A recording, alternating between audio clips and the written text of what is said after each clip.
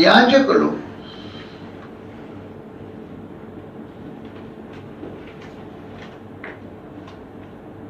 ప్రధాన యాజకుని ఆధ్వర్యంలో కార్యాలు జరిగించేవారు ఉంటారు. ప్రభువుని యేసు ముందుగా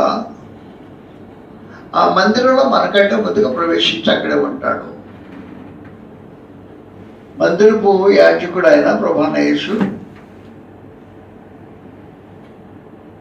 మందిరపు యాజకుడు అయి ఉండగా యాజకుడు ఆరాధింపబడడు. ఆరాధన యాజకునికి కాదు.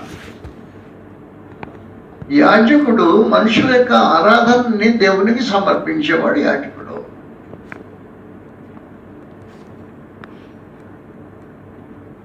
కాబట్టి క్రీస్తవ సంఘంలో ప్రభువుని యేసుని ఆరాధన చేయరు. ఆరాధించబడేవాడు దేవుడు ఆరాధించబడతాడు.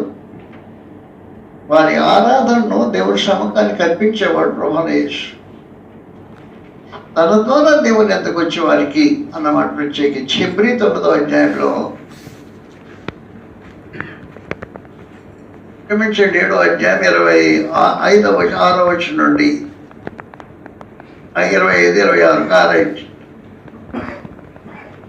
హెబ్రీలకు 7వ అధ్యాయం ఆయన తన ద్వారా వచ్చే వారికి విజ్ఞాపన చేయుటకు నిరంతరం నిల్చున్నాడు. సమాచారం ప్రభువుని యేసు నిరంతరం మందిరంలో ఉండిపోతాడు విజ్ఞాపన చేయడానికి కోసం. ఈ మందిర పర్వతంలో జరిగే కార్యక్రమం